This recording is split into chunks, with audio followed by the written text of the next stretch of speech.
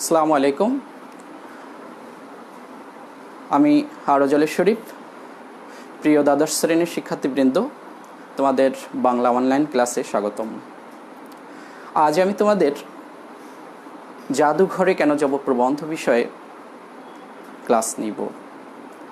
আমাদের প্রথমেই জানতে হবে যে এই জাদুঘরে কেন যাব প্রবন্ধের লেখক কে।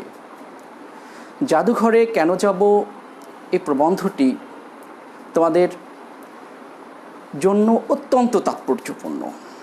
কেননা এই জাদুঘরে কেন যাব প্রবন্ধের মধ্যে যে শব্দার্থ দেয়া আছে, এটি তোমার এই বাংলা সাহিত্য পাঠ বইয়ের পুরো শব্দার্থ ঘাটলেও এই জাদুঘরে কেন যাব প্রবন্ধে যে শব্দার্থ আছে এটার মতো হবে না। এই শব্দার্থগুলোর তাৎপর্য তোমার ব্যক্তিত্ব বিকাশের সহায়ক। কেননা এর মধ্যে বিশ্ববিদ্যালয়ে ভর্তি পরীক্ষা বা চাকরি বাকরির ক্ষেত্রেও একজন শিক্ষিত মানুষ হিসেবে যে ব্যক্তিত্বের তথা একজন বলা যায় ভালো শিক্ষিত মানুষ, অতএব সে যে জানে বা আসলে শিক্ষিত, এটা জানার জন্য এই জাদুঘরে কেন যাব প্রবন্ধের শব্দার্থগুলো জানতে হবে। কেননা এই জাদুঘরে কেন যাব প্রবন্ধটি পড়লে তোমরা রেনেসাঁস কি জানতে পারবে, ফরাসি বিপ্লব কি জানতে পারবে, রুশ বিপ্লব কি জানতে পারবে, আলেকজান্দ্রিয়া কোথায় অবস্থিত সেটা জানতে পারবে, আলেকজান্ডার দি গ্রেট কে ছিলেন সে প্রসঙ্গে জানতে পারবে, অক্সফোর্ড বিশ্ববিদ্যালয় প্রসঙ্গে জানতে পারবে, লুভর মিউজিয়াম প্রসঙ্গে জানতে পারবে। অর্থাৎ অজানাকে জানার জন্য তথা বিশ্ব পরিমণ্ডলের যাবতীয় বিষয় একজন মানুষের জ্ঞান ও জগতে যেটা ন্যূনতম যে জ্ঞান থাকা দরকার, সেই জ্ঞানের একটা ক্ষেত্র এই জাদুঘরে কেন যাব প্রবন্ধে আছে। এই জাদুঘরে কেন যাব প্রবন্ধটি লিখেছেন স্যার আনিসুজ্জামান। এখন এই লেখক প্রসঙ্গে যদি বলতে হয় আনিসুজ্জামান কে, তাহলে প্রথম কথাই আসবে যে উনি হচ্ছেন বাংলাদেশের বিখ্যাত একজন বুদ্ধিজীবী, লেখক এবং প্রাবন্ধিক, যিনি 52 সালের দিকে ঢাকা বিশ্ববিদ্যালয়ের শিক্ষকতা শুরু করেছিলেন এবং মৃত্যুর আগ পর্যন্ত ঢাকা বিশ্ববিদ্যালয়ের এমেরিটাস অধ্যাপক হিসেবে নিয়োজিত ছিলেন। এমেরিটাস শব্দের অর্থ হচ্ছে আজন্ম, ঢাকা বিশ্ববিদ্যালয়ের আজন্ম অধ্যাপক উনি। সাধারণত তোমরা জানো যে বিশ্ববিদ্যালয়ে 65 বছর পর্যন্ত শিক্ষকতা করা যায়, কিন্তু ওনার জ্ঞান, গরিমা, প্রজ্ঞা, সৃষ্টিশীলতা, এই সৃষ্টিশীলতার প্রতি শ্রদ্ধা রেখে ঢাকা বিশ্ববিদ্যালয় কর্তৃপক্ষ তাকে আজীবন অধ্যাপক হিসেবে রেখে দিয়েছিলেন। এই আনিসুজ্জামানের জন্ম 1937 সালে কলকাতায়, 1937 সালে কলকাতায়, আর মৃত্যুবরণ করেছেন কিছুদিন আগে আমাদের মাঝ থেকে চলে গিয়েছেন করোনা ভাইরাস। বর্তমান যে করোনা ভাইরাস, এই করোনা ভাইরাসের মহামারীতে বা কবলে পড়ে আমাদের শ্রদ্ধেয় আনিসুজ্জামান স্যার 14 মে 2020 মৃত্যুবরণ করেছেন। এই 2 মাস হতে চলল। আমরা স্যার আনিসুজ্জামানকে হারিয়েছি, মানে বাংলাদেশ থেকে একজন বুদ্ধিজীবী, একজন শিক্ষক, অভিভাবককে হারিয়েছি। এখন আমি বারবার এখানে লেখাও আনিসুজ্জামান, গল্পের লেখক হিসেবে আনিসুজ্জামান, আমিও বারবার এটা বলছি। এখন এ প্রসঙ্গে শুধু আনিসুজ্জামান, আগে পিছিয়ে কিছু নাই কেন? কারণ আজকাল যুগের একটা টেন্ডেন্সি, মানুষ অধ্যাপক না হয়েও অধ্যাপক লেখেন, অনেকে ডক্টরেট ডিগ্রি অর্জন না করেও ডক্টরেট লেখেন। আর এই খ্যাতিমান পুরুষ যিনি ডক্টরেট ডিগ্রি অধিকারী ছিলেন ঢাকা বিশ্ববিদ্যালয় থেকে, বিদেশি বিশ্ববিদ্যালয় বিশেষভাবে তোমার শিকাগো বিশ্ববিদ্যালয় আমেরিকার, লন্ডন বিশ্ববিদ্যালয় থেকে উচ্চতর ডিগ্রি অর্জন করেও নামের আগে এবং পরে কোনো উপাধি গ্রহণ করেননি। এ প্রসঙ্গে বাংলা একাডেমিতে ওনাকে একটা সাক্ষাৎকারে প্রশ্ন করা হয়েছিল, স্যার আপনি নামের আগে আপনি কষ্ট করে ডক্টরেট ডিগ্রি লাভ করেছেন, বাংলাদেশের অন্যতম একজন শ্রেষ্ঠ একজন গবেষক, লেখক, প্রাবন্ধিক, আপনার নামের আগে স্যার ডক্টরেট ডিগ্রি নাই কেন? তখন উনি প্রশ্ন করেছিলেন, উনি জবাব দিয়েছিলেন যে ডক্টরেট কি আমার নাম? ডক্টরেট আমার কর্মের স্বীকৃতি। আমি পড়াশোনা করেছি, গবেষণা করেছি, সেই গবেষণার স্বীকৃতি স্বরূপ আমাকে বিশ্ববিদ্যালয়ে ডক্টরেট ডিগ্রি দিয়েছে।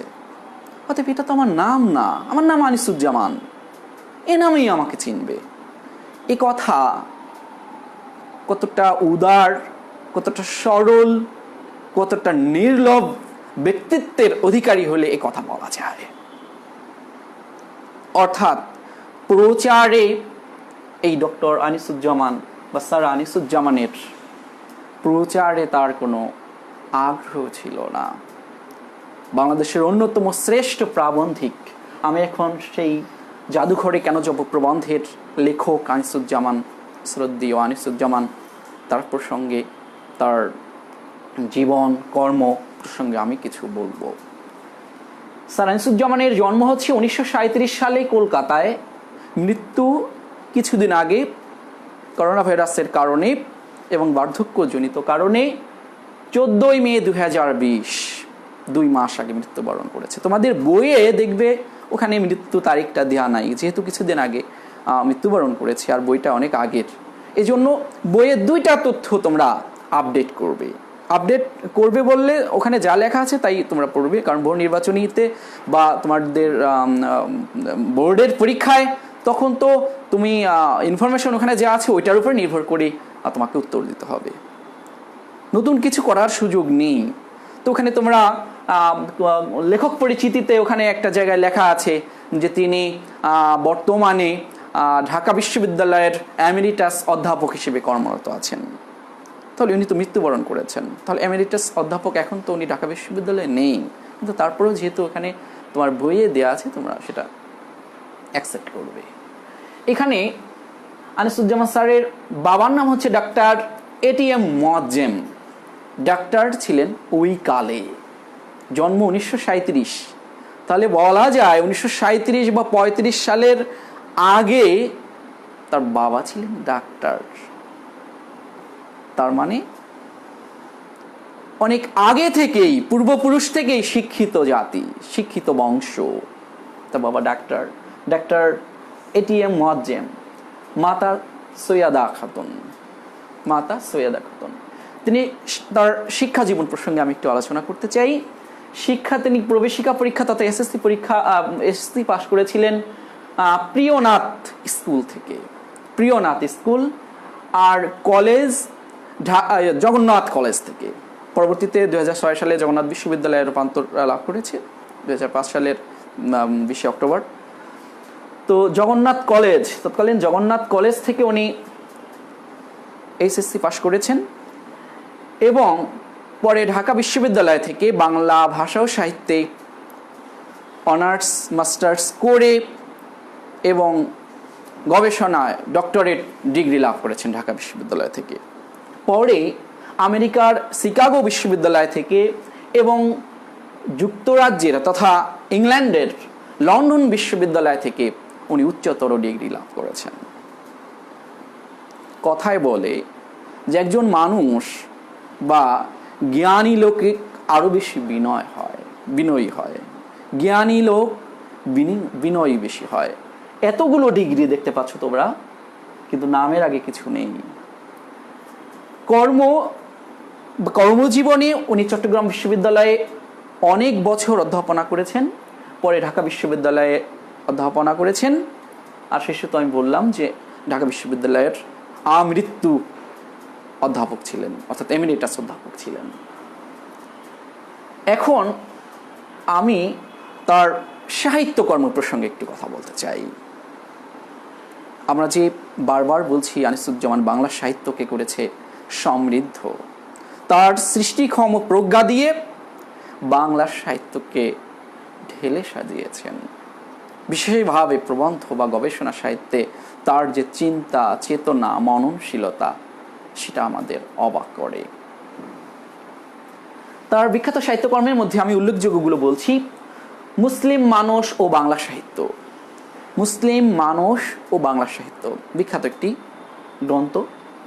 স্বরূপের সন্ধানে, 18 শতকের চিঠি, 18 শতকের চিঠি নিয়ে উনি একটা বই লিখেছেন। পুরনো বাংলা গদ্য, বাঙালি নারী সাহিত্যে ও সমাজে, তা বিখ্যাত একটি গ্রন্থ। বাঙালি সংস্কৃতি ও অন্যান্য, তা বিখ্যাত আরেকটি গ্রন্থ। সংস্কৃতি ও সংস্কৃতি সাধক, এটা অসাধারণ একটা গ্রন্থ স্যার আনিসুজ্জামানের। চেনা মানুষের মুখ, তারপর 71 সাল নিয়ে লিখেছেন বা মুক্তিযুদ্ধ নিয়ে লিখছেন আমার 71, বিপুলা পৃথিবী। আর যদি আনিসুজ্জামান স্যারের আরও একটি বিশেষ অবদানের কথা বলি, বিশেষ কৃতিত্বের কথা বলি, আমাদের 1952 সাল থেকে 1952 সালের ভাষা আন্দোলন, 62-র সাংস্কৃতিক আন্দোলন, 66-র 6 দফা, 69-এর গণ অভ্যুত্থান, 71-এর মুক্তিযুদ্ধ, 75-এর বঙ্গবন্ধু হত্যাকাণ্ডের প্রতিবাদ, তারপর স্বৈরাচার বিরোধী আন্দোলন, জেনারেল এরশাদের আমলে স্বৈরাচার বিরোধী আন্দোলন, পরে 1991 সালে উন্মুক্ত মঞ্চে রাজাকারদের যে বিচার, সেই বিচারের উনি অগ্রণী, প্রত্যক্ষ। এই যে আন্দোলনগুলো বললাম, এবং সর্বশেষ যে রাজাকারদের বিচার হলো, কুখ্যাত রাজাকারদের, সেই রাজাকারদের বিচারে প্রত্যক্ষ পরোক্ষভাবে সকল আন্দোলনে, বাঙালির জাতিসত্তার সকল আন্দোলনে ডক্টর আনিসুজ্জামান প্রত্যক্ষ পরোক্ষভাবে প্রেরণা জুগিয়েছেন, উৎসাহ জুগিয়েছেন, অংশগ্রহণ করেছেন আনিসুজ্জামান স্যার। আর তার চিন্তা, চেতনা, মননশীলতায় ছিল অসাম্প্রদায়িক চেতনা। অসাম্প্রদায়িক চেতনা, কিভাবে বাঙালি, তার কথাই ছিল বাঙালি কিভাবে ঐক্যবদ্ধ হবে, বাঙালি কিভাবে এগিয়ে যাবে, বাংলা বাঙালি নিয়ে তার চিন্তা চেতনা। তিনি কোনো সংকীর্ণতায়, ধর্মীয় গোঁড়ামিতে বিশ্বাস করতেন না। মুক্তমনা একজন লেখক, প্রাবন্ধিক ছিলেন। এরপরে তাহলে লেখক পরিচিতি আমি যা বললাম, আশা করি স্যার আনিসুজ্জামানের চিন্তা চেতনা, তার কর্ম, জন্ম মৃত্যু প্রসঙ্গে তোমরা ধারণা পেয়েছ। এবার আমি যেটা আলোচনা করব, আমাদের আলোচ্য বিষয়ে জাদুঘরে কেন যাব, এই জাদুঘরে কেন যাব প্রবন্ধটা কিভাবে আসলো, এটা আমাদের একটু জানা দরকার। জাদুঘরে কেন যাব প্রবন্ধটা চট্টগ্রাম বিশ্ববিদ্যালয়ের যে জাদুঘরের রজত জয়ন্তী বা 25 বছর যে উদযাপন, সেই উদযাপনের অনুষ্ঠানে শামসুল হুসাইনের সম্পাদনা, অনুষ্ঠানের যে উপর নির্ভর করে শামসুল হুসাইনের সম্পাদিত যে বলা যায় স্মারক পুস্তিকা ঐতিহ্যায়ন, যেটা 2003 সালে প্রকাশিত হয়, সেই বইয়ে এই জাদুঘরে কেন যাব প্রবন্ধটা প্রকাশিত হয়। আমি আবার বলছি, চট্টগ্রাম বিশ্ববিদ্যালয়ে জাদুঘর প্রতিষ্ঠিত হয় 1973 সালে, আর 2003 সাল অর্থাৎ 25 বছর। এই 25 বছর উপলক্ষে উদযাপিত যে ওখানে স্মারক গ্রন্থ ঐতিহ্যায়ন, কার সম্পাদনায়? শামসুল হুসাইন। শামসুল হুসাইনের সম্পাদনায় যে স্মারক গ্রন্থ ঐতিহ্যায়ন 2003, সেই গ্রন্থে এই জাদুঘরে কেন যাব প্রবন্ধটা গ্রন্থিত হয়েছে। এখন আমি যেহেতু আজকে প্রবন্ধ আলোচনা করব, আমি এখন এই প্রবন্ধটা কি সেটা একটু আমাদের জানা দরকার। আমরা পড়ব, অনেকেই তোমরা পরীক্ষায়, বিশেষ করে খাতায় লিখতে গেলে অথবা ক্লাসে মনে করো বললাম অপরিচিতা কি, তোমরা পট করে বলো গল্প, ভালো কথা গল্প। আমার পথ কি? স্যার গল্প। ওই একটা কবিতা, তাও অনেক সময় প্রবন্ধ বলো। বা আমার আহ্বান কি? স্যার প্রবন্ধ। কোনটা প্রবন্ধ কোনটা গল্প এ প্রসঙ্গে তোমাদের ভালো ধারণা থাকে না। আজকে যেহেতু আমি প্রবন্ধ পড়াবো, আমি প্রবন্ধ বিষয়ে বলছি। আবার যেদিন অন্য গল্প বা অন্য কিছু পড়াবো সেদিন অন্যটার ব্যাখ্যা দিব। আজকে একটু আলোচনা করি প্রবন্ধ বিষয়ে। প্রবন্ধ তোমার প্রবন্ধ হচ্ছে প্রকৃষ্টরূপে বন্ধনকৃত রচনা। প্রকৃষ্টরূপে, প্রকৃষ্ট মানে কি? উত্তম রূপে, সুন্দর রূপে বন্ধনকৃত রচনা, যে রচনায় বুদ্ধি মননশীলতা পরিচয় বহন করবে, যুক্তিনিষ্ঠা, চিন্তার গরিমা, তারপর বুদ্ধিভিত্তিক ভাবনা, যুক্তিশীলতা সুন্দরভাবে উপস্থাপিত হবে, যেখানে ভাবনার আতিশয্য থাকবে না, অতিরিক্ত ভাবনার আতিশয্য থাকবে না, মননশীল চিন্তা বা ভাবনার সন্নিবেশ থাকবে, সেটাই হবে প্রবন্ধ। এ কারণে, সঙ্গত কারণেই প্রবন্ধ তোমাদের পড়তে গেলে একটু বোরিং লাগে, মনে হয় কি লাগছে। গল্প পড়তেই স্বভাবত আমরা সবাই গল্প পড়লে ভালো লাগে, গল্প এটা কি, এটা কি, এরপর কি। প্রবন্ধ যেহেতু ইনফরমেশন, আমরা তো তথ্য নিতে জানি না, আমরা গল্প শুনতে ভালোবাসি, এটা আমাদের বলা যায় প্রবৃত্তি। কিন্তু তারপরও মনে রাখবে, ব্যক্তিত্ব বিকাশে, তোমার জ্ঞান গরিমাকে ঋদ্ধ করতে প্রবন্ধই তোমার জন্য জরুরি। একটু কষ্ট হলেও এই যে আজকে যেটা পড়বো, জাদুঘরে কেন যাব, আমি তো বলেছি এর মধ্যে যত শব্দার্থ আছে, তোমার পুরো বই তুমি দেখবে, পুরো বই খুঁজিলেও এত ভালো শব্দার্থ তোমার জ্ঞান গরিমার জন্য, তোমার স্মার্টনেসের জন্য যে ছেলেটা এটা জানে, ও বাবা খুব ভালো ছেলে, আপডেটেড ছেলে, হালনাগাদ ছেলে, আধুনিক ছেলে, একজন শিক্ষিত ছেলে, এই পরিচয়ের জন্য, অর্থাৎ তোমার আত্মপরিচয়ের জন্য এই জাদুঘরে কেন যাব প্রবন্ধটা এবং প্রবন্ধটার শব্দার্থটা জানা অত্যন্ত জরুরি। এখন আমি আলোচনা করব প্রবন্ধ। তাহলে প্রবন্ধ কি বুঝলে? প্রবন্ধ হবে যে ন্যারেটিভ স্টাইল, বর্ণনাত্মকভাবে কোনো বস্তুনিষ্ঠ, কোনো বুদ্ধিভিত্তিক, মননশীল কোনো রচনা। এটা সরাসরি গল্প নয়, এটা কোনো সমাজের কোনো একটা বিষয় নিয়ে লেখকের মননশীল চিন্তা চেতনার স্মারক হচ্ছে এই প্রবন্ধ সাহিত্য। তো এই জাদুঘরে কেন যাব, এটা একটা প্রবন্ধ। এই প্রবন্ধটা আসলে এই জাদুঘর, আমরা এখন প্রবন্ধের মূল বিষয়বস্তু প্রসঙ্গে একটু আলোচনা করব। এখন আমাদের জানা দরকার, যেহেতু জাদুঘরে কেন যাব, জাদুঘর কি তোমাদের মনে স্বভাবতই প্রশ্ন জাগে, জাদুঘর মনে হয় কি অদ্ভুত কিছু, হ্যাঁ অদ্ভুত কিছু, সেখানে যেতে হয়, দেখতে যেতে হয়। জাদুঘর যে কি আমাদের স্যার আনিসুজ্জামান এটা ভালো করে বুঝিয়েছেন। জাদুঘর হচ্ছে যা চমকপ্রদ, যা অনন্য, যা লুপ্ত প্রায়, যা চমকপ্রদ, যা অনন্য মানে সুন্দর, যা লুপ্ত প্রায় মানে লুপ্ত হতে চলেছে বা হয়ে গেছে, যা বিস্ময় উদ্রেককারী, যা বিস্ময় উদ্রেক করে, এমন সব বস্তুর সংগ্রহশালা। এমন সব বস্তু লুপ্ত হয়ে গেছে, এমন সব বস্তু বা লুপ্ত প্রায় এমন সব বস্তুর সংগ্রহশালা। আমি আবার বলছি, যা চমকপ্রদ, যা দেখলে শিহরিত হবে, চমকে যাবে, চমকপ্রদ, যা অনন্য, অত্যন্ত সুন্দর, যা লুপ্ত প্রায় মানে প্রায় লুপ্ত হয়ে গেছে, যা বিস্ময় উদ্রেককারী, বিস্ময়ের সৃষ্টি হবে, উদ্রেক করবে, এমন সব বস্তুর সংগ্রহশালা হচ্ছে জাদুঘর। এখন আমাদের জানা দরকার জাদুঘরের তাহলে উদ্দেশ্যটা কি। জাদুঘরের উদ্দেশ্য হচ্ছে সাংস্কৃতিক ঐতিহ্যের সংরক্ষণ, সাংস্কৃতিক ঐতিহ্যের সংরক্ষণ এবং জাতিকে আত্মপরিচয় দানের সূত্র জানানো। জাতিকে আত্মপরিচয় দানের সূত্র জানানো, অর্থাৎ সাংস্কৃতিক ঐতিহ্যকে সংরক্ষণ করবে জাদুঘর এবং জাতিকে, অর্থাৎ যে জাতি হোক সেই জাতির আত্মপরিচয় দানের সূত্র জানাবে। এখন এই জাদুঘরটার কাজ কি বা কি করে জাদুঘর, আমরা এখন দেখব।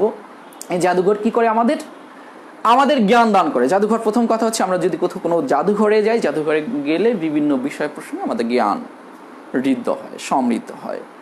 তাহলে আমাদের জ্ঞান দান করে জাদুঘর, আমাদের শক্তি যোগায়। আমরা ভালো ছিলাম, আমাদের ঐতিহ্যই ছিল, আমরা বীর জাতি, যুদ্ধ অস্ত্র দেখলে আমাদের মধ্যে কি চেতনা জাগে, সাহসিক, তার মানে কি আমাদের শক্তি যোগায়, আমাদের চেতনা জাগ্রত করে। আমরা যে বাঙালি, আমাদের যে ঐতিহ্য আছে, আমাদের যে সভ্যতা আছে, তাহলে এই চেতনাকে কি করে?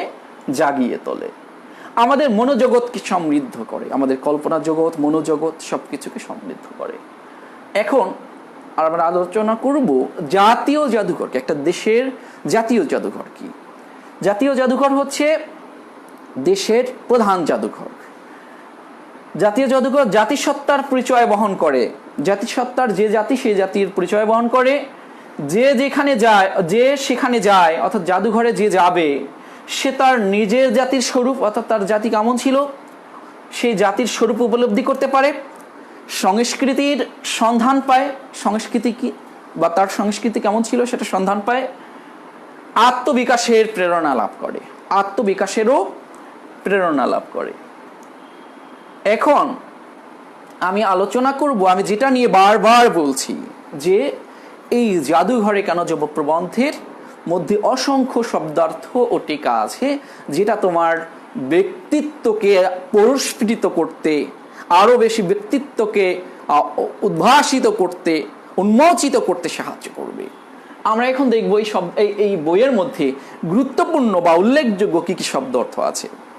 এখানে দেখো, প্রথমেই মিউজিয়াম স্টাডিজ, এটা প্রসঙ্গে আমাদের জানা দরকার। মিউজিয়াম মানে জাদুঘর, মিউজিয়াম স্টাডিজ মানে মিউজিয়াম বা জাদুঘর প্রদর্শন সংক্রান্ত যে বিদ্যা বা কলা, সেটা হচ্ছে মিউজিয়াম স্টাডিজ। এরপর আছে আলেকজান্দ্রিয়া। তোমরা নিশ্চয়ই জানো আলেকজান্ডার নাম শুনেছ। আলেকজান্ডার দি গ্রেট, উনি ছিলেন রোমান একজন মহাবীর, যিনি পৃথিবীর প্রায় বেশি অর্ধেক দখল করেছিলেন তার শক্তি, সাহস, উদ্যমতা দিয়ে। সে আলেকজান্ডার দি গ্রেট গ্রিসের অধীনে ছিল তখন। মিশরের প্রাচীন নগর এবং সমুদ্র বন্দর আলেকজান্দ্রিয়া, এটা কিন্তু তখন গ্রিসের অধীনে ছিল, এখন মিশরের অধীনে। এই খ্রিস্টপূর্ব 332 অব্দে এই আলেকজান্দ্রিয়া পোর্ট বা সমুদ্র বন্দর, এটা আলেকজান্ডার দি গ্রেট এই শহর বা নগরের গোড়াপত্তন করেন, সৃষ্টি করেন। নাম কি? আলেকজান্ডার দি গ্রেটের নাম অনুসারে আলেকজান্দ্রিয়া। কত খ্রিস্টাব্দে? খ্রিস্টের জন্মেরও 332 সাল আগে আলেকজান্ডার দি গ্রেট এই আলেকজান্দ্রিয়া শহরের গোড়াপত্তন করেন। এখন এই আলেকজান্দ্রিয়াটা, এটা একসময় জাদুঘর, পুরাতন জাদুঘরও ছিল, পরে এটা ধ্বংসপ্রাপ্ত হয়েছে। এখানে জাদুঘরও ছিল। পরে আছে ইউরোপীয় রেনেসাঁস। রেনেসাঁস শব্দটি আসছে রেনেসাঁস শব্দ থেকে। রেনেসাঁস শব্দটা ইতালীয় শব্দ, এর অর্থ হচ্ছে পুনর্জাগরণ, ইংরেজিতে রিবার্থ, পুনর্জন্ম।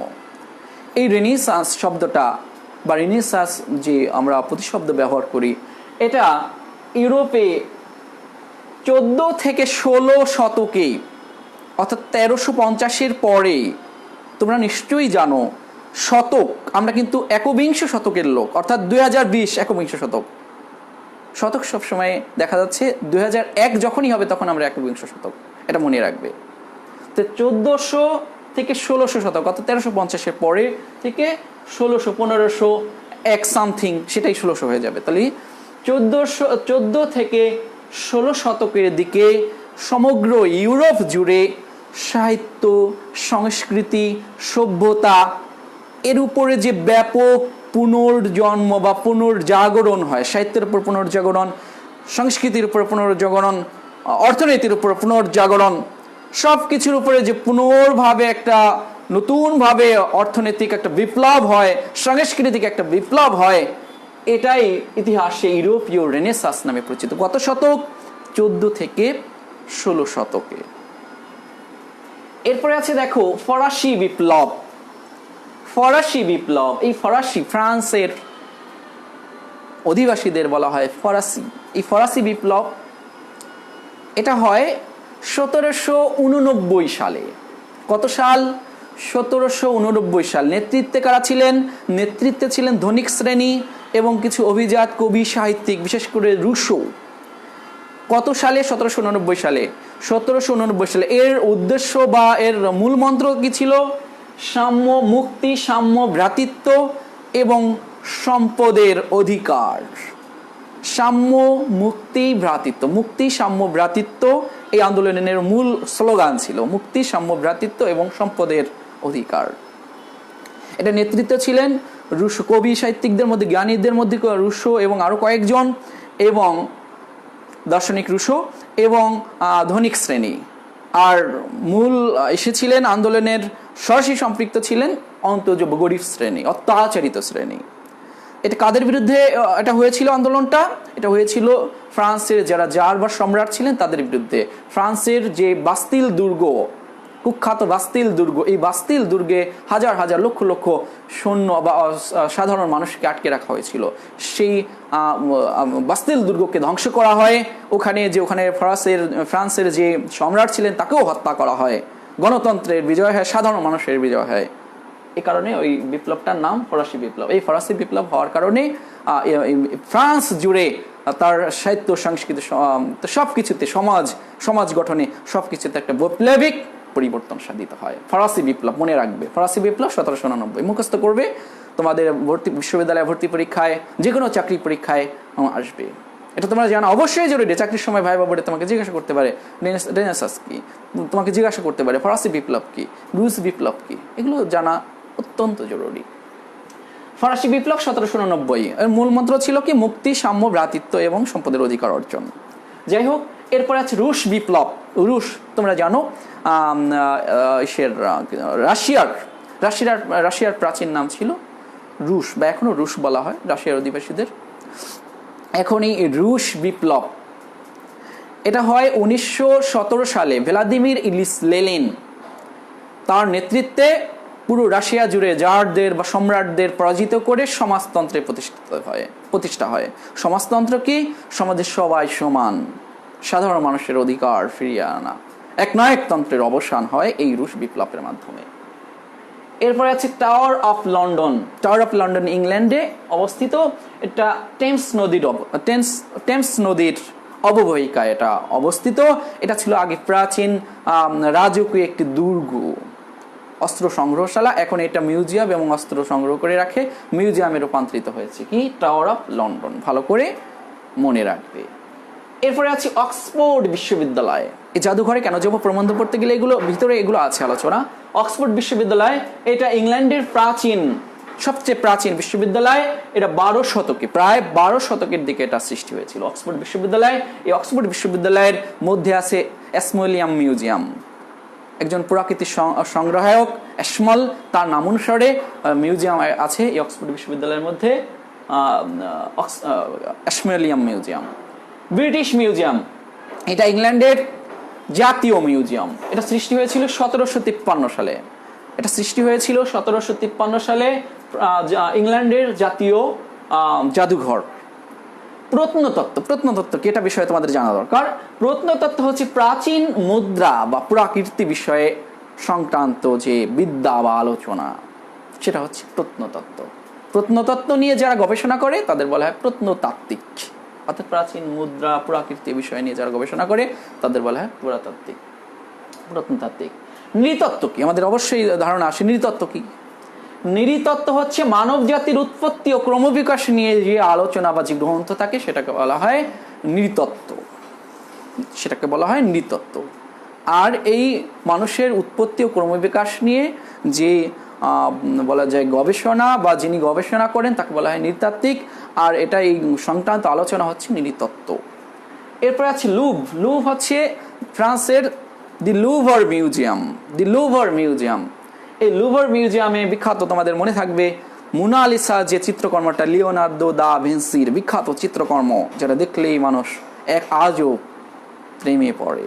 সেই মোনালিসা এতই সুন্দর মোনালিসা চিত্রকর্মটি লুভর মিউজিয়ামে আছে। এটা লুভর মিউজিয়াম 1546 সালে প্রতিষ্ঠিত। বাংলাদেশের জাতীয় জাদুঘর শাহবাগে অবস্থিত। তোমরা হয়তো অনেকে গিয়েছো। এটা 1913 সালে প্রতিষ্ঠিত হয়। এটা আমাদের বাঙালির জাতীয় ঐতিহ্য, সভ্যতা, সংস্কৃতি, কৃষ্টির বলা যায় সকল পুরাতন যে সংগ্রহ সেটা এই জাতীয় জাদুঘরে আছে। মসলিন কাপড় জাতীয় জাদুঘরে আছে, বিখ্যাত মসলিন কাপড়। এরপর আছে জাতিতাত্ত্বিক জাদুঘর। এটা চট্টগ্রামের আগ্রাবাদে অবস্থিত জাতিতাত্ত্বিক জাদুঘর। এটা 25টি আমাদের যে নৃগোষ্ঠী আছে সেই নৃগোষ্ঠীদের পরিচয়, তাদের উৎপত্তি, তারা কীভাবে তাদের নৃতাত্ত্বিক বৈশিষ্ট্য, এগুলো নিয়ে এই জাদুঘরে সংগ্রহ আছে। জাতিতাত্ত্বিক জাদুঘর চট্টগ্রামে অবস্থিত, মনে রাখবে। বঙ্গবন্ধু জাদুঘর ঢাকার ধানমন্ডিতে অবস্থিত, 1997 সালে এটি প্রতিষ্ঠিত হয়। ধানমন্ডিতে অবস্থিত বঙ্গবন্ধুর যাবতীয় স্মৃতিচিহ্ন এই জাদুঘরে গেলে পাবে। মুক্তিযুদ্ধ জাদুঘর, এটা বাংলাদেশ একটা বিখ্যাত জাদুঘর। বরেন্দ্র জাদুঘর, এটা রাজশাহীতে অবস্থিত, 1910 সালে প্রতিষ্ঠিত বরেন্দ্র জাদুঘর। বলদা গার্ডেন 1909 সালে প্রতিষ্ঠিত, এটা ঢাকার ওয়ারডিতে অবস্থিত। রাজা নরেন্দ্র নারায়ণ এই জাদুঘরের প্রতিষ্ঠা করেন। যদিও এই জাদুঘরের এখন বেশিরভাগ জিনিস জাতীয় জাদুঘরে স্থানান্তরিত হয়েছে, এখনো পুরাতন গাছ, বিভিন্ন মাছ আছে এই বলদা গার্ডেনে। চট্টগ্রাম বিশ্ববিদ্যালয় জাদুঘর, যেটি 1973 সালে প্রতিষ্ঠিত হয়। এই জাদুঘরে চট্টগ্রাম বিশ্ববিদ্যালয়ের মধ্যে এই জাদুঘরটা আছে, চট্টগ্রাম বিশ্ববিদ্যালয় জাদুঘর। এই জাদুঘরেও অনেক পুরাকীর্তি রয়েছে। দ্বিজাতি তত্ত্ব বিষয়ে তোমাদের জানতে হবে এই প্রবন্ধ পড়তে হলে। দ্বিজাতি, দ্বি মানে হচ্ছে দুই, দ্বি দর নিচে ব রশ্মি, দ্বি মানে দুই। দ্বিজাতি তত্ত্ব, এটা 1940 সালে পাকিস্তানের মোহাম্মদ আলী জিন্নাহ হিন্দুদের জন্য আলাদা রাষ্ট্র, মুসলমানদের জন্য আলাদা রাষ্ট্র, এই যে তত্ত্ব দাঁড় করান, এই তত্ত্ব হচ্ছে দ্বিজাতি তত্ত্ব। স্থাপত্য, স্থাপত্য আর ভাস্কর্য, এই দুটা নিয়ে তোমরা অনেক কনফিউজড হও। ভাস্কর্য হচ্ছে কোনো কিছু মূর্তি সংক্রান্ত বিদ্যা, অর্থাৎ কোথাও কোনো মনুমেন্ট বা মূর্তি, এই মূর্তি সংক্রান্ত যে বিদ্যা বা যেটা থাকে সেটাই হচ্ছে ভাস্কর্য। আর স্থাপত্য হচ্ছে কোনো ভবন বা কোনো বলা যায় রাজপ্রাসাদ এর সংক্রান্ত যে বিদ্যা, সেটা হচ্ছে স্থাপত্য বিদ্যা। আর যিনি ওই রাজপ্রাসাদ বা ভবনের ভালো করেন, ডিজাইন করেন, নকশা করেন, তিনি হন স্থপতি। এরপরে আছে কলকাতা জাদুঘর। কলকাতা জাদুঘরকে বলা হয় ভারতীয় জাদুঘর। কলকাতা জাদুঘরকে বলা হয় ভারতীয়, পুরো ভারতীয় জাদুঘর। এটা 1814 সালে প্রতিষ্ঠিত হয়, যেটা ভারত উপমহাদেশের প্রথম জাদুঘর হিসেবে পরিচিত। তারপর আছে কায়রো মিউজিয়াম। কায়রো মিউজিয়াম মিশরে অবস্থিত প্রাচীন একটা মিউজিয়াম, এখানেও অনেক প্রাকৃতি রয়েছে। এই হচ্ছে তোমাদের একেবারে এই জাদুঘরে কেন যাব প্রবন্ধের বিখ্যাত বা উল্লেখযোগ্য শব্দার্থ টিকা। এখন আমি অল্প সময়ের মধ্যে তোমাদের এই মূল প্রবন্ধের মধ্যে যে মূল বিষয়বস্তু, সে বিষয়ে আমি একটু কথা বলবো। প্রথমেই স্যার আনিসুজ্জামান প্রথমেই বলেছেন পাশ্চাত্য, এই প্রবন্ধের প্রথমেই আমি আলোচনা করছি পাশ্চাত্য দেশে জাদুঘর তত্ত্ব বা মিউজিওলজি, আমি যেটা বলেছিলাম জাদুঘর সংক্রান্ত বিদ্যা, সে মিউজিওলজি বা মিউজিওগ্রাফি বা মিউজিয়াম স্টাডিজ একটা স্বতন্ত্র বিদ্যায়নৈতিক বিষয় হিসেবে বা শৃঙ্খলা হিসেবে বিকশিত। এই মিউজিয়াম প্রথম সৃষ্টি হয়, উনি বলেছেন প্রবন্ধের মধ্যে, আলেকজান্দ্রিয়ায় নাকি পৃথিবীর প্রথম জাদুঘর স্থাপিত হয়েছিল খ্রিস্টের জন্মেরও 3 শতাব্দী আগে, অর্থাৎ খ্রিস্টপূর্ব 3য় শতাব্দীতে বা তার কাছাকাছি সময়ে আলেকজান্দ্রিয়া পৃথিবীর প্রথম জাদুঘর স্থাপিত হয়। সে জাদুঘরটা কেমন ছিল? সেটা ছিল মুখ্যত দর্শন চর্চার কেন্দ্র, দর্শন চর্চা। সেখানে কি কি আলোচনা হতো? সেখানে ছিল গ্রন্থাগার, সেখানে ছিল উদ্ভিদ উদ্যান ও উন্মুক্ত চিড়িয়াখানা, ঠিক আছে, সব কিছু রুচিমাফিক। সেটা ছিল ব্যক্তিকেন্দ্রিক, সেটা ছিল ব্যক্তিকেন্দ্রিক। পরে ইউরোপীয় রেনেসাঁস অর্থাৎ 1400 থেকে 1600 শতকের পরে পাশ্চাত্য দেশে এই জাদুঘর সৃষ্টির একটা প্রয়াস হয়।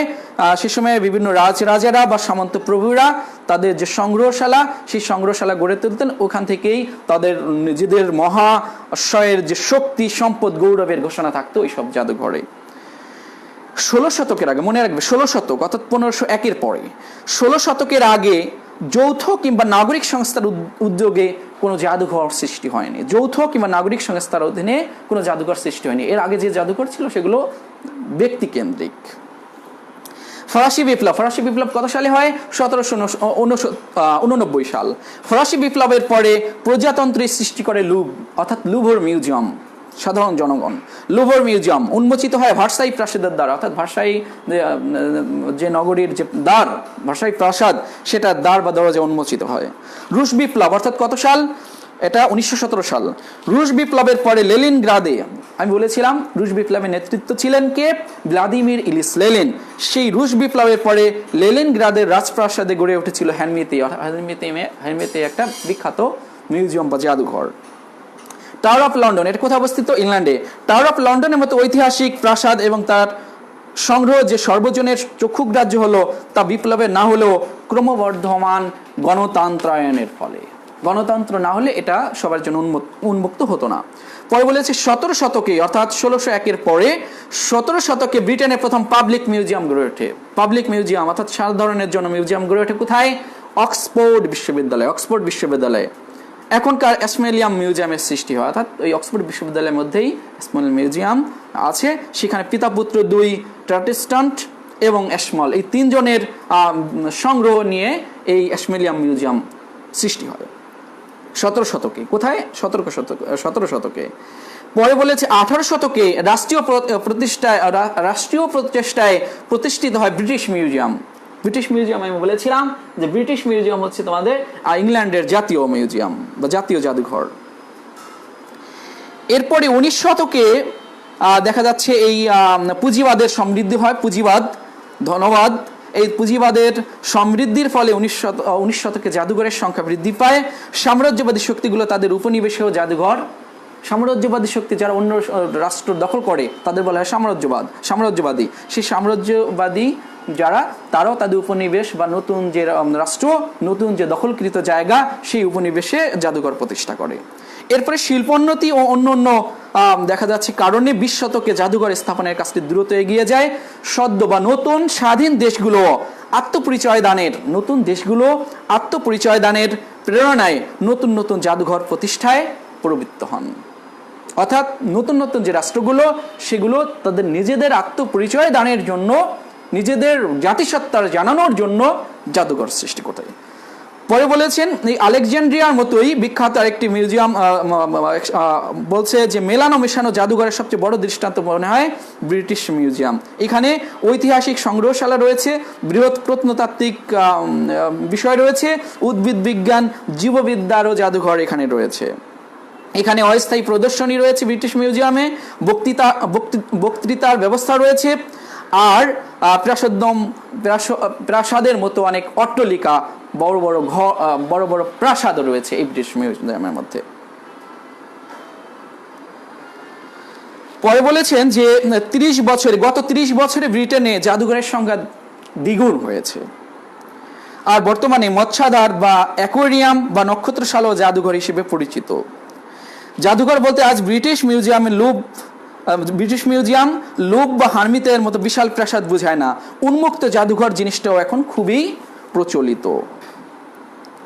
পরে এখানে বলা হয়েছে যে জাতীয় জাদুঘর, স্থানীয় বা আঞ্চলিক জাদুঘর, বিশ্ববিদ্যালয় জাদুঘর, এগুলো এখন অহরহ এখানে সেখানে আছে।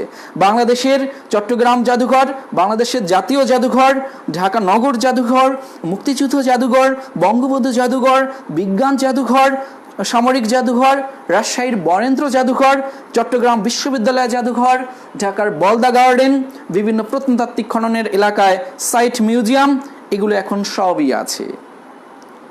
পরে উনি এই জাদুঘরের কি সেটার বর্ণনা দিয়েছেন আমাদের স্যার আনিসুজ্জামান। বলেছেন যা চমকপ্রদ, যা অনন্য, যা লুপ্তপ্রায়, যা বিস্ময় উদ্রেককারী, এমন সব বস্তু সংগ্রহ করা হচ্ছে জাদুঘরের প্রধান লক্ষণ।